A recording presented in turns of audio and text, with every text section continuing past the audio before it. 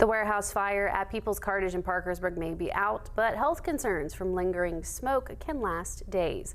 One WVU Medicine Camden Clark pulmonologist says smoke from a structure fire can carry toxic particles that irritate your airways and for some people trigger serious breathing problems. Our reporter Cassidy Fury explains what symptoms to watch for and when to seek help. As crews worked to knock down the People's Cartage warehouse fire, smoke hung over parts of Parkersburg, and doctors say what you breathe in during a fire isn't just smoke. WVU Medicine Camden Clark pulmonologist Roshan Matthew says smoke can include soot, toxic chemicals, and gases depending on what's burning, and it can inflame the airways quickly. So smoke is not just soot itself, it has a lot of toxic chemicals, sometimes toxic gases, and based on what's burning.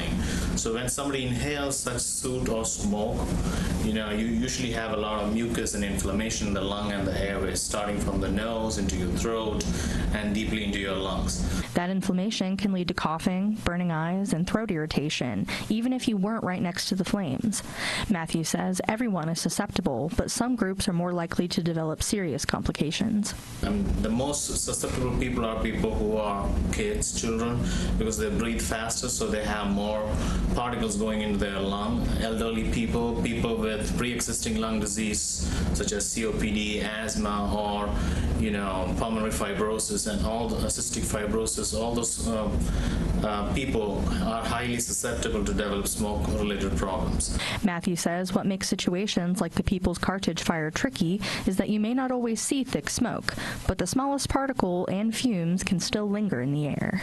He says people who are several blocks away can still feel effects, and symptoms that don't go away should be taken seriously.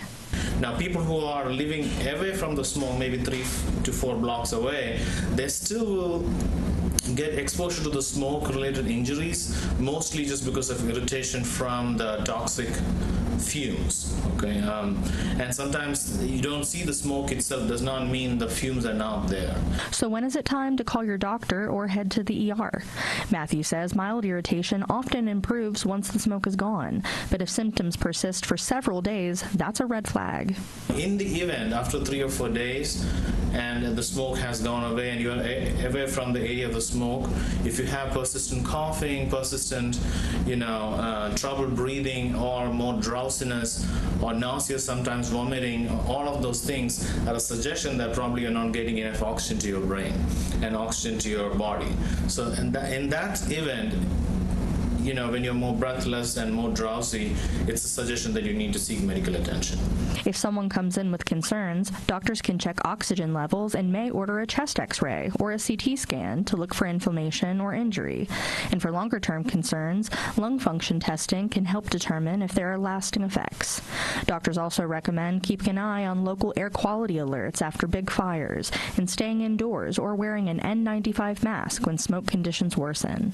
In Parkersburg, I'm Cassidy Fury with WTAP News.